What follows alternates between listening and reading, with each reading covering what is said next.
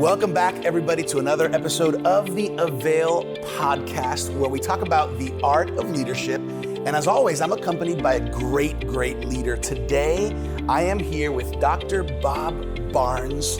He is not only an amazing leader, which I will tell you that, he is a great friend and he is a great mentor/counselor. Dr. Barnes, I'm so honored to be here on the Avail podcast. It's an honor for me to be here. Thank you. Yeah. And this is a very pivotal time to be having this talk about leadership, especially leadership in the church and leadership in ministries, because it's also a very stressful time. So what does it mean to lead? And I think God knew I needed more help than most, because he got me around to watch some leaders and watch what, I'll never forget this, speaking at the Chick-fil-A convention in Orlando, and I pull up and I get out of my car, and there's a man there, a little short old man, helping people with their luggage. And I walk up and I said, "Was that true with Kathy, helping people with their luggage?" And I thought, what a humble leader. Wow. And I got to sit with him for a little bit before I talked, and all he wanted to know was stuff about me, when I really just want to know stuff about him. But I realized humility. He had such humility to be a servant leader. The other one I learned from was Don Shula. You're not old enough to remember Don Shula. I remember Don Shula. Well, they loved him. And two of the Dolphins were on my board, and they talked about he's our dad. And he shows up for when each of us have babies at the hospital, and they say, he's just a servant leader. You want to win for him because he's such a good man.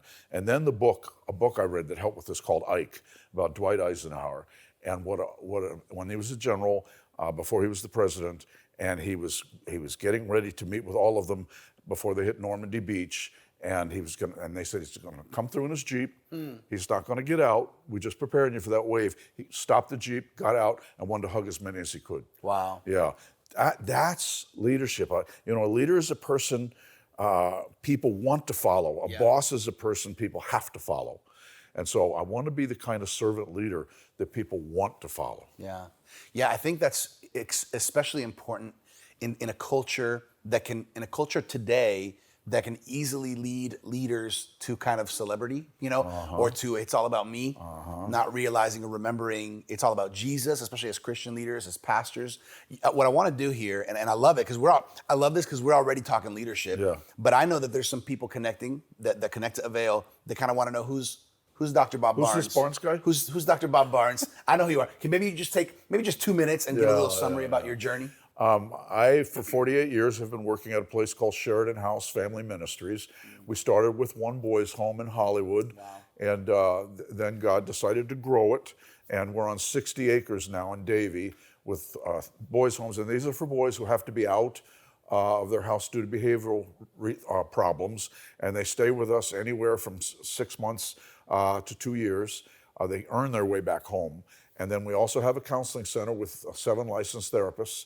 Then we also have a single mom village where single moms come and who have no place to live because our rents doubled in the past 12 months. Wow. And Broward County is now one of the most expensive places in the country to rent. Average price for a 2-bedroom is $2,700. Wow. And so they come and live with us, and it's so fun. They have to come for budget counseling at night. 1 night a month, each of them. We have 11 units now. We're going to never stop building those. And they pay rent, and at the end of the 24 months, we give them all their rent money back, which is like somewhere between $13,000 and $17,000. They learn how to budget, they learn about parenting, and they have a safe place. Then the other thing we do is we do parenting information. We have a podcast called Parenting on Purpose. Daily, and we also have written books and manuals on parenting. Yeah, I will add this. Dr. Bob and his wife Rosemary Barnes are just such a blessing, the best of the best. In addition to really being president of Sheridan House Family Ministries for all these years and leading the way so well, you've also been interim pastor in churches, throughout these years that have needed you to step in. I've been interim pastor in 22 churches, somewhere between 2 years and 3 years a church. and I learned why I'm not called to be a real pastor. Your job is exhausting, and people all hours of the night, and so we need to pray for our pastors, and we need to make sure they get extended vacations, just so their marriage doesn't burn out. Yeah, that's a good word. Come on, I hope my wife heard that too. All right, so I want to jump into a conversation that I think is going to be very helpful for all leaders, especially young leaders, because I think sometimes young leaders aren't hearing the voices that they need to hear sometimes. We're going to talk a little bit about the dangers of success. We're going to talk about having a servant's heart, and we're going to talk about the importance of marriage being a priority as a pastor, as a leader. Let's start with the danger of success. You talked to me about this when we were preparing, about how, because normally success isn't considered, oh, that's dangerous, but in a leader's life, we turn a verse around and start thinking, I can do all things through me, who gives me the strength I need. And we forget the verse, unto him who's able to do exceedingly and abundantly beyond all I would ask or imagine. Yeah. The next verse is, to him be all the glory forever and ever, amen.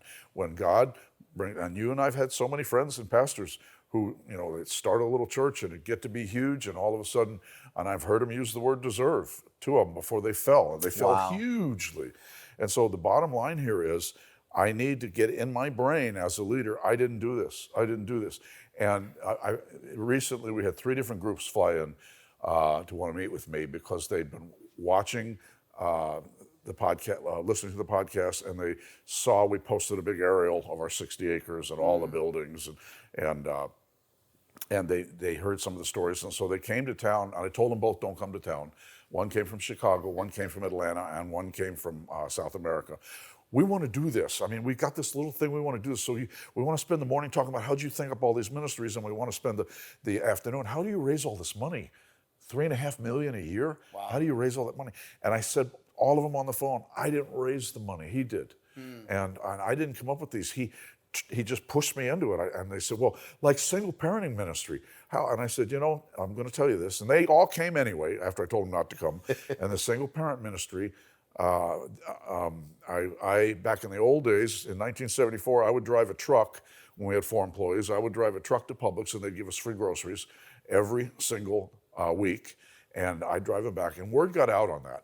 And so I had 2 single moms come and ask, can I have some of those groceries? And I honestly, I didn't really have a great attitude about it because we didn't have enough as it was, but I did it.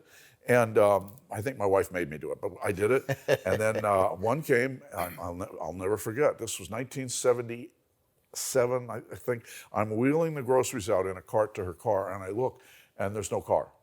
I said, Beverly, where's your car? It got repossessed, my ex didn't make the payments. And she said, do people ever donate cars here? And I said, no, not really. And I flippantly said, you pray about it, and it's yours. That was 10 o'clock in the morning. 4 o'clock in the afternoon, I got a call from a hospital administrator here in Broward County saying, Barnes, I can't believe I went to trade my wife's 3-year-old Volvo in, and I can't believe how little they were going to give me for it. And my CFO said I can get more if I donate it. Do you want to come get it? And so I drive there in my 12-year-old Chevy to pick up a 3-year-old Volvo, wondering, how do I swap these? And I knew he wouldn't let me do it. So anyway, and she just wept. She's on the hood weeping. And I go home and tell Rosemary, she says, you do realize you're in a single mom ministry, right? Wow. And I go, oh. And we have to battle the success and constantly give him the glory. And we need people around us that'll say, that sounded a little prideful.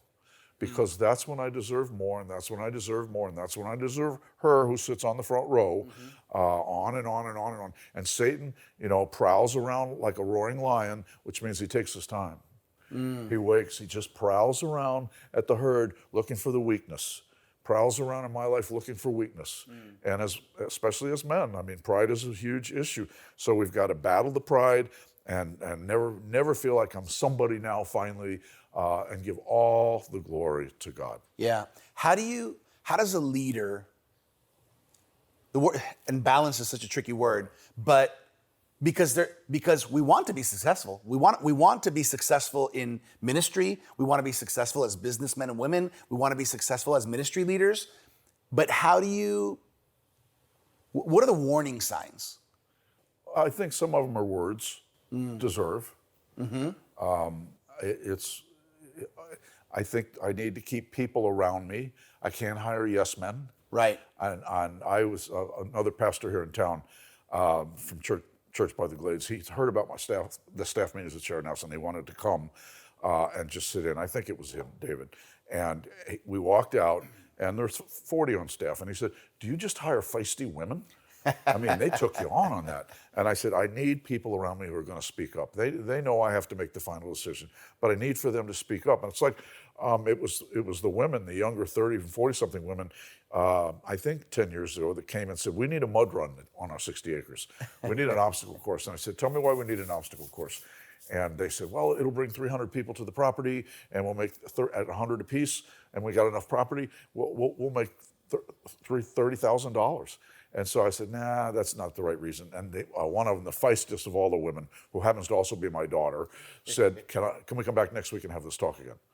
And they got their ducks in a row, and she obviously told them, tell my dad it'll help people come to the property who need help or counseling, and see it for the first time and ask questions. So we did it, and and we were hoping for 300. We got 2,000. Wow. And $250,000. And I did tell them, you have to build all the obstacles yourself. We're not spending donor money on building an obstacle or using some event people. We're doing the whole event. But the best part was the after event thing we do, where we meet all together, and and this happens so many times, they're all waiting for me to say, I was wrong, you were right, and this is a great event that we will be doing forever. Yeah, that's great. I think, as I hear you say that, I think what's very true, and you and I have talked about this, but I think one of the reasons success can become dangerous is because we end up, like you said, fooling ourselves, thinking that we had something to do with it. Oh, we take the credit. Yeah, and then also the importance of just having some eyes and voices around us. It makes all the difference. There is a group that meets annually in Atlanta talking about vision. And they asked me to come up and speak. And I said, it would be really a quick talk. Jesus did it all. So thank you very much. I'm not going up there to speak. I think we have to battle, because now, they want my advice. Oh, they want me to weigh in. Can I have a copy of this video that you're doing? So we have to be careful. Satan knows each of us. And again, prowls around like a roaring lion to take us down. And when you take down a ministry leader or a pastor, it explodes in the community. You know, if all of a sudden the head of FP&L has an extramarital affair, nobody knows about it. Yeah, nobody cares. A pastor or a ministry leader, it's huge. Yeah. And it doesn't, glory to God. I want to bring, with what I do, I want to bring glory to God. I don't want to have women in a church saying, all these pastors are phony, I'm leaving. And I actually heard that after one of the pastors in this town crashed and burned 6 years ago. I'm done. And I walked into a friend's office, and he said, who's a believer? And she called me by my name when I walked through. And I said, how did she know that? She said, well, she goes to the church where you speak once a year. And he said, will you talk to her? She hadn't been back to church since, and not going back. And I sat down with her, and she said, I just feel like all ministry leaders are phony. And I said, 1,200 churches here in Broward. And 5 guys went down. Right. They just weren't ready. He will prowl like a roaring lion to take them down. Right. Period. Yeah. Yeah, it's easy to focus on the 5 and forget about the other 1,100. Oh yeah. It's we need to know, we miss the first part of the Lord's Prayer. Our Father who art in heaven. That's a declaration that you want me to, when you model, and it's not the Lord's Prayer, it's the model prayer. Lord's Prayer is John 17. We miss we get to call you Father, or to heaven. And then where it says, hallowed be thy name, or glory to your name, that's a mandate to me, that I bring glory to his name. Right. In all I do, all I give, and Satan just does everything in his power just to take us down. Yeah. I love this conversation. I think as pastors and leaders, it's so important to talk about it. Not just even think about it, to talk about it. Yeah. Here's what I have seen. Maybe if I'm honest, I think I've seen great examples in my life, Bob. But I feel that sometimes when a leader starts growing, or a leader starts having significant levels of of what could be considered success or some positive results. Sometimes as leaders, we can get to a point where we think, well, now I'm above that.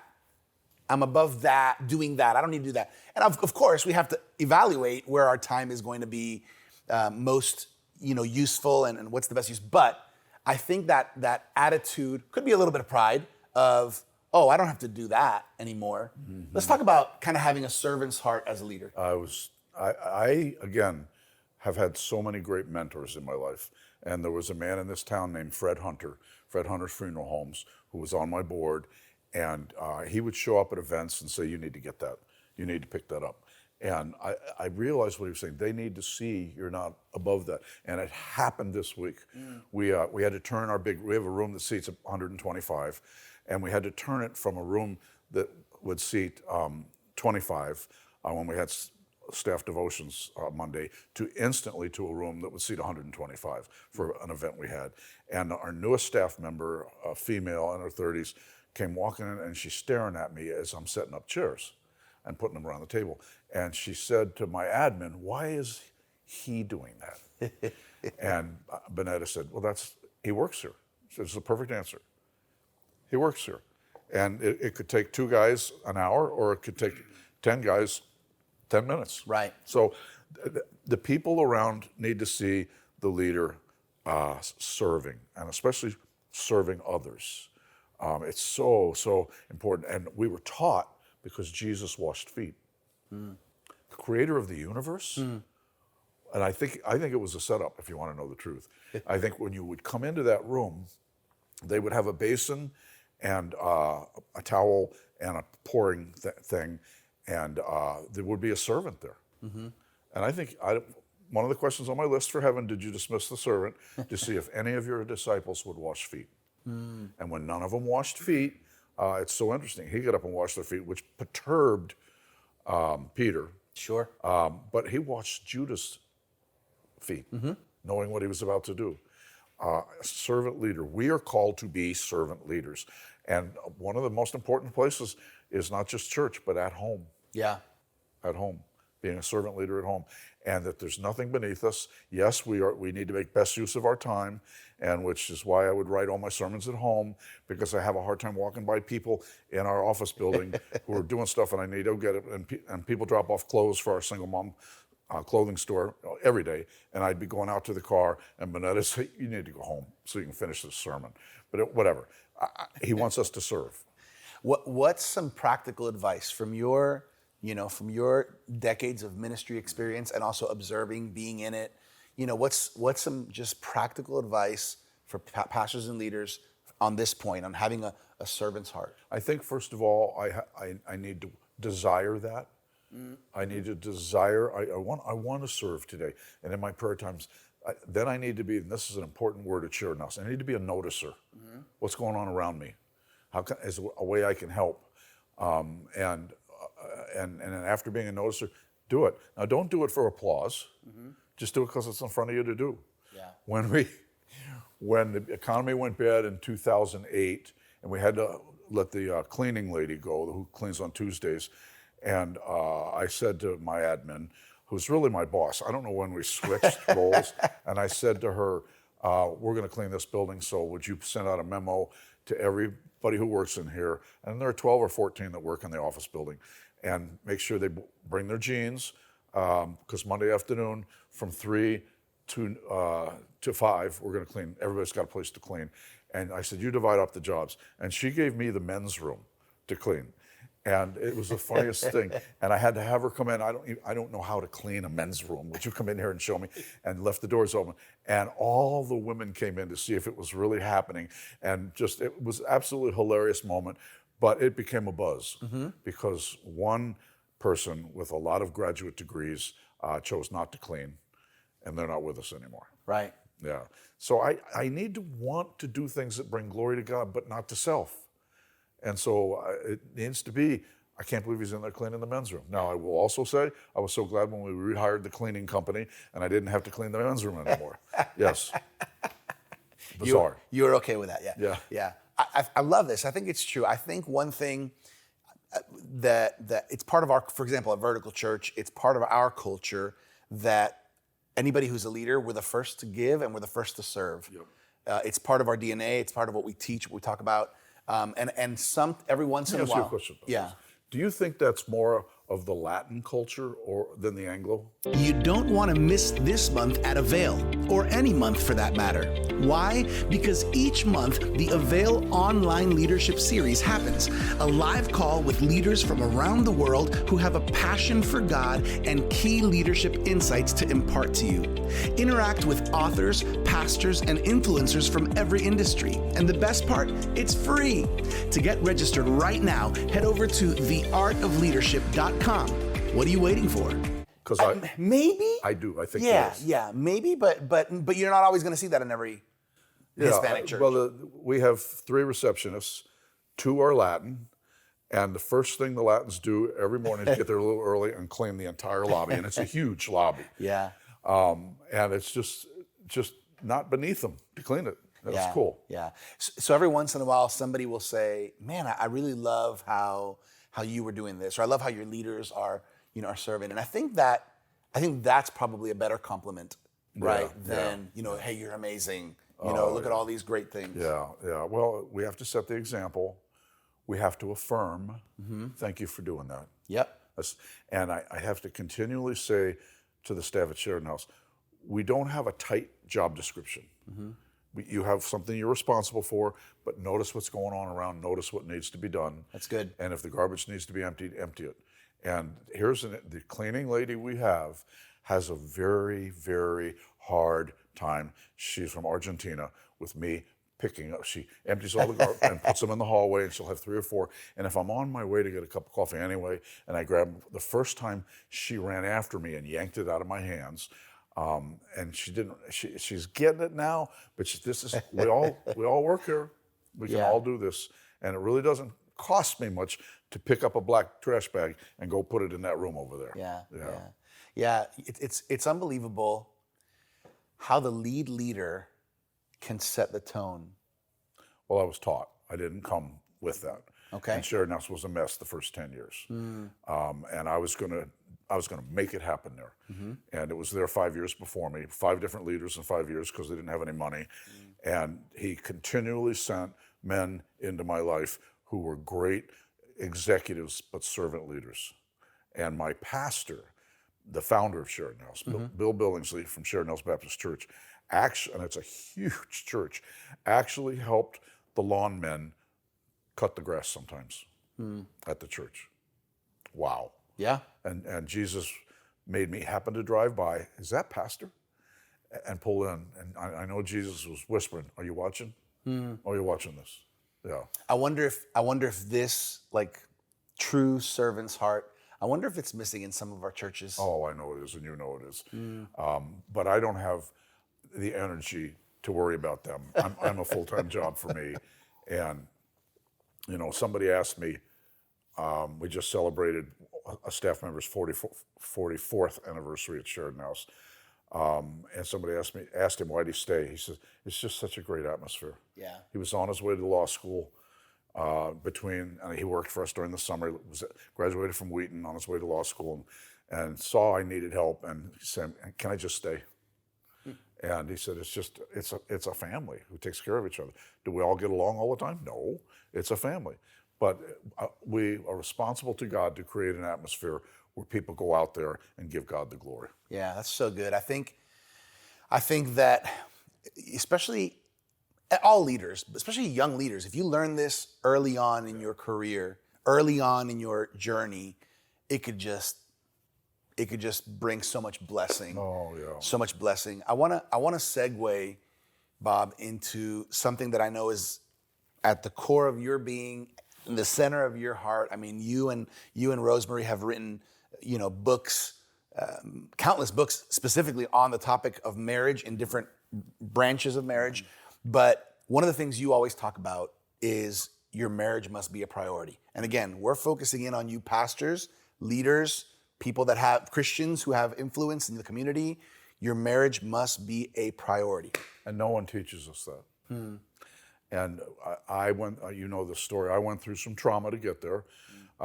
married for, I think it was 8 years, and Rosemary's pregnant with our first child, and I'm a workaholic at Sheridan House, trying to make it happen. Yeah. And so I'm working 12-hour days. And she was great, and she grew up in a pastor's home, and both grandparents are pastors, both brothers are pastors. She sort of understood it because the generation before me, the ministry was the priority. They say it from the pulpit, and there's nowhere in the Bible that says that. Wow. And so the deal was, she's pregnant, 7 months pregnant, had a seizure. I rushed her to the hospital. A friend of mine, the physician there in the emergency room, says, "We're losing your wife and the baby. Wow. You want me to put you in a room?" I said, no, and I got to go for a walk. And so I'm going for a walk. I'm so upset. And about 2 hours later, they come out and find me and bring me in. And he says, "They're both okay." And the little nurse who came and found me was a Christian and recognized me from, I'd been at Interim at her church. And she said, so Dr. Barnes, what do you want to teach you with this?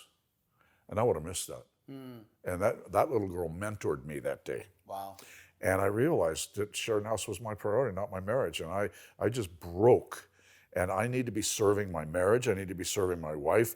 The verse for there, that's, we like as men to go into the verse on submission. And we forget about 2 verses down, husbands, love your wives as much as Christ loved the church and gave himself up for her. I mean, that includes the cross, but that also includes the throne.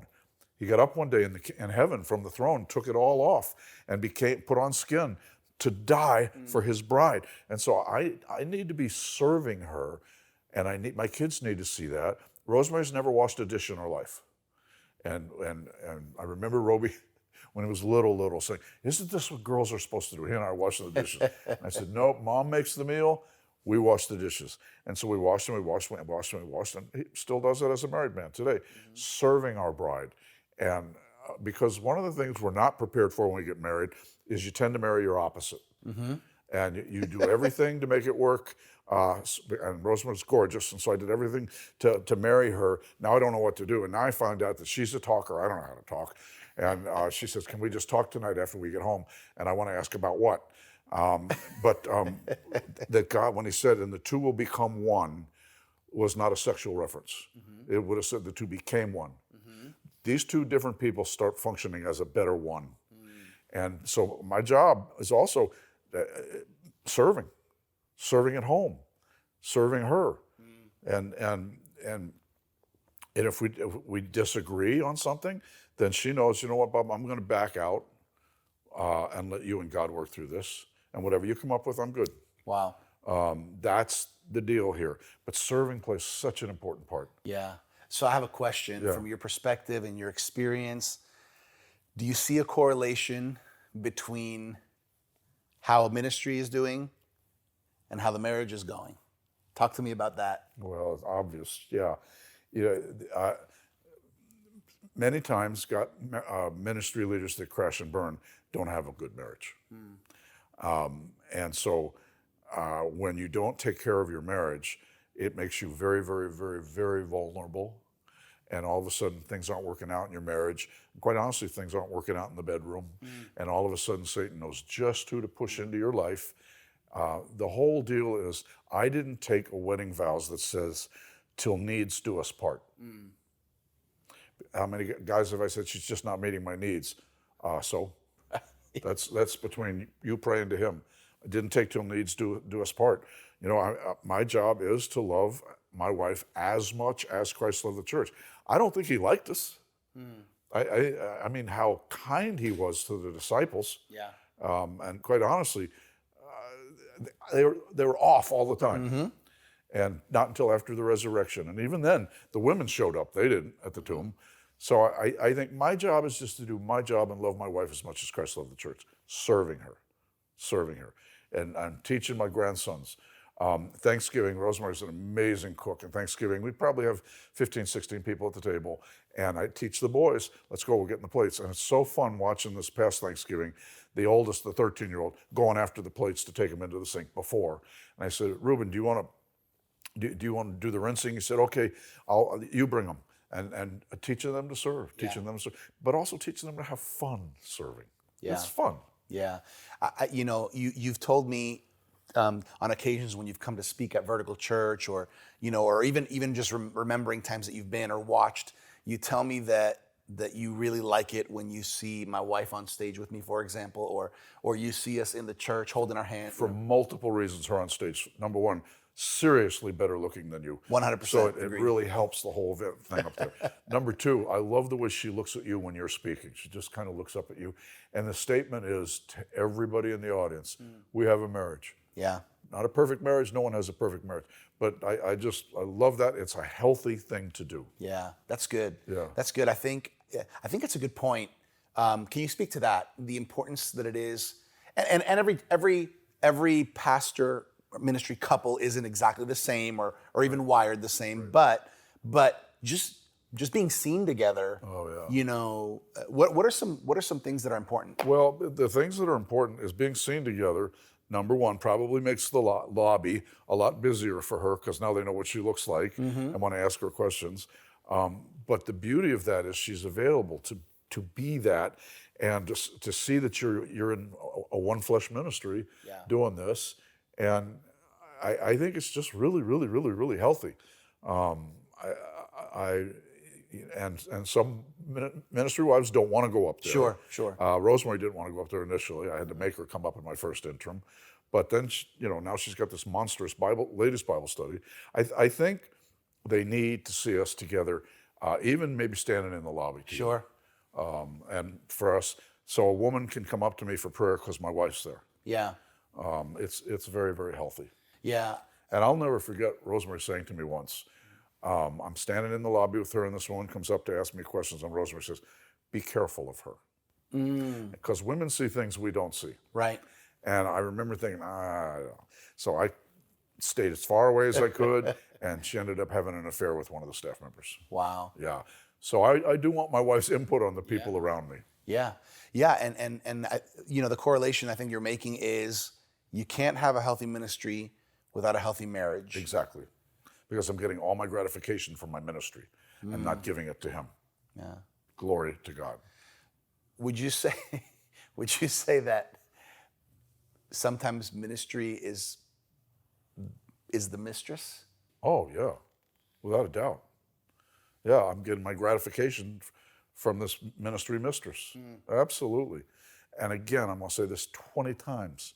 Satan knows the cracks in here.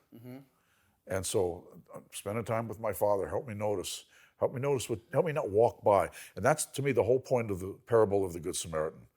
The religious people walked by. But the Good Samaritan, was on a business trip, obviously, and the Samaritan sees this man on the side of the road, notices, takes care of him, spends money, spends time. That's for us to be noticers. Right. Yeah. As we're kind of wrapping things up here, final stretch, I know you have a heart for the Lord, for the church, and for pastors.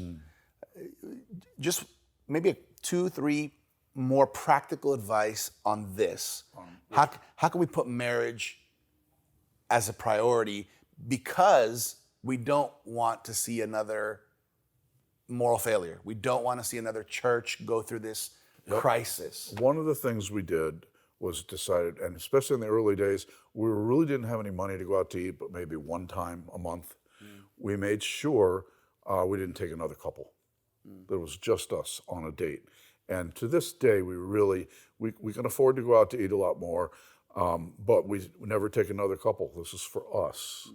I need to make sure I'm dating my wife also, and go after that. And I need to be listening, because we talk so differently. So Rosemary, what are you really saying?